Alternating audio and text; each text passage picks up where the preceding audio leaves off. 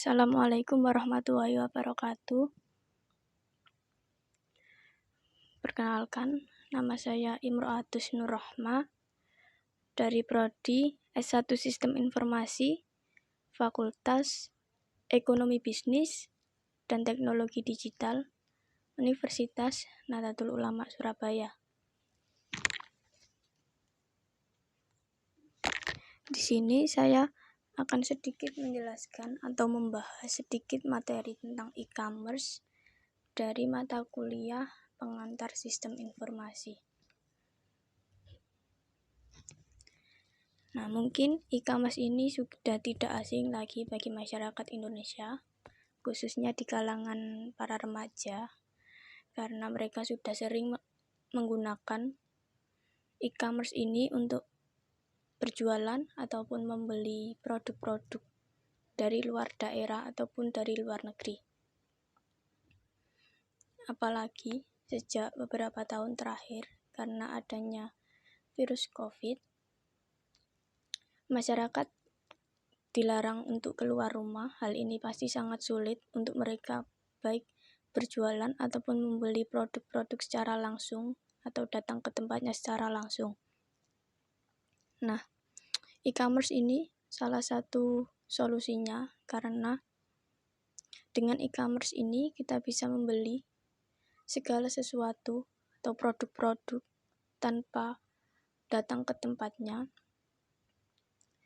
dan proses transaksinya juga bisa dilakukan saat barang sudah kita terima, atau biasanya disebut dengan fitur COD. Jadi nanti kalau barang sudah kita terima atau barang sudah diantar kurir ke rumah, nanti kita bisa membayar lewat kurir yang mengantar barang itu ke rumah kita. Beberapa tahun belakangan, perdagangan secara online dengan penerapan e-commerce adalah hal yang lebih digemari masyarakat. Tren perdagangan bergeser dari yang tadinya dilakukan secara bertatap muka atau bertemu secara langsung antara penjual dan pembeli, menjadi secara online atau digital.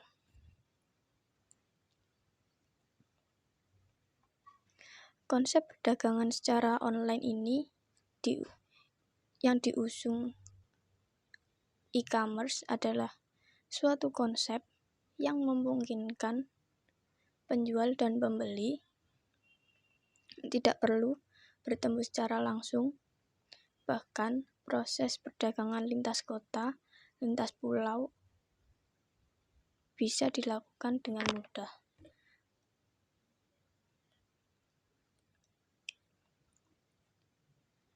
E-commerce secara umum dapat diartikan sebagai transaksi jual beli secara elektronik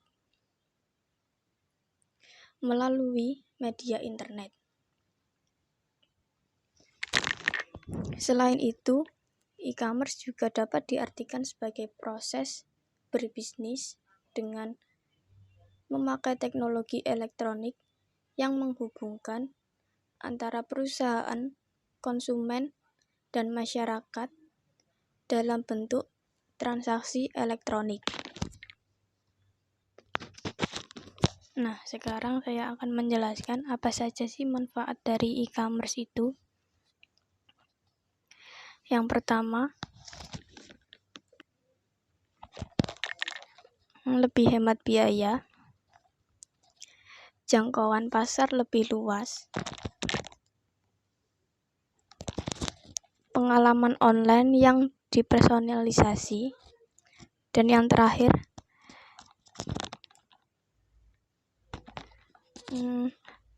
dapat buka selama 24 jam. Nah, kemudian, gimana sih cara kerja e-commerce itu? Yang pertama, pelanggan memesan produk via website. Pelanggan mengunjungi toko, mereka akan mencari suatu produk yang diinginkan. Kemudian, setelah menemukan produk, mereka akan memilih dan memasukkan ke dalam keranjang. Yang kedua, pesanan dan pembayaran diproses. Pesanan akan diproses melalui fitur yang ada di website. Manajer pesanan atau perangkat lunak yang ada pada website akan mengecek dan mengonfirmasi bahwa produk tersedia. Jika produk tersedia, pelanggan dapat melakukan check out dan melanjutkan proses pembayaran. Pelanggan memasukkan informasi pengiriman seperti nama, alamat, nomor HP, dan email di formulir atau halaman pembayaran. Pelanggan memilih metode pembayaran dan memasukkan detail kartu pembayaran mereka. Ketika pembayaran selesai, pelanggan mendapat pesan di website bahwa transaksi telah dilakukan. Yang ketiga, produk dikemas dan siap dikirim. Pesanan dikemas dan siap dikirim dari gudang. Pelanggan akan menerima email bahwa produk siap untuk dikirim, pesanan terkirim, dan transaksi selesai. Yang terakhir, produk diterima oleh pelanggan. Nah, setelah produk diterima oleh pelanggan, nantinya akan ada notifikasi dari toko yang kamu beli produknya itu. Kalau pesanan sudah diterima, maka kamu juga harus mengonfirmasi bahwa pesanan telah kamu terima dan transaksi selesai.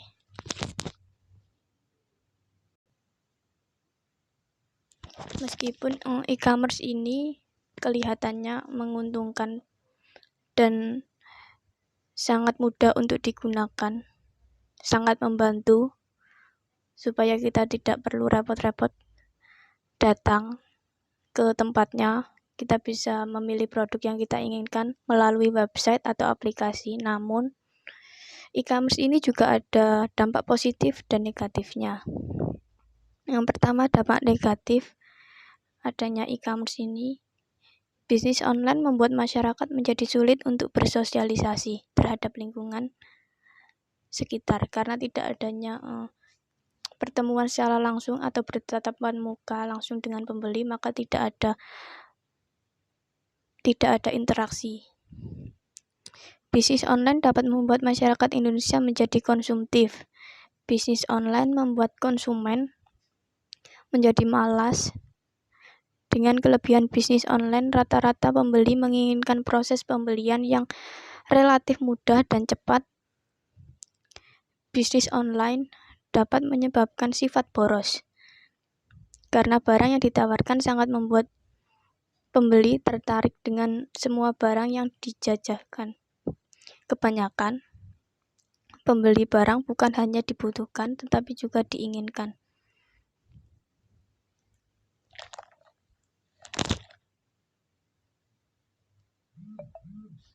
Kemudian ada dampak positif dari e-commerce. Yang pertama, karena pasar bisnis online tidak hanya dalam negeri tetapi hingga ke seluruh penjuru dunia, persaingan bisnis semakin ketat. Bisnis online dapat memberi motivasi untuk para pembisnis muda ikut bersaing di dunia bisnis dengan modalnya yang sedikit dan caranya yang mudah. Generasi Indonesia tertarik untuk memulai berbisnis online. Dan yang terakhir, apa saja sih contoh dari e-commerce? Contohnya sebagai marketplace yang tersedia di masyarakat seperti Bukalapak, Blibli, Tokopedia, Shopee, Lazada, Akulaku, dan masih banyak lagi e-commerce yang sudah banyak digunakan oleh masyarakat Indonesia, dan tentunya dengan segala kekurangan dan kelebihan masing-masing dari e-commerce tersebut. Setiap e-commerce pasti ada kelebihan dan kekurangannya, tidak mungkin hanya ada kelebihan saja, pasti ada kekurangannya juga. Tergantung dari kitanya sendiri mau memilih untuk memakai e-commerce apa, dan kita nyamannya memakai e-commerce apa untuk kita melakukan jual beli. Mungkin sedikit itu yang bisa saya sampaikan. Kurang lebihnya mohon maaf. Wassalamualaikum warahmatullahi wabarakatuh.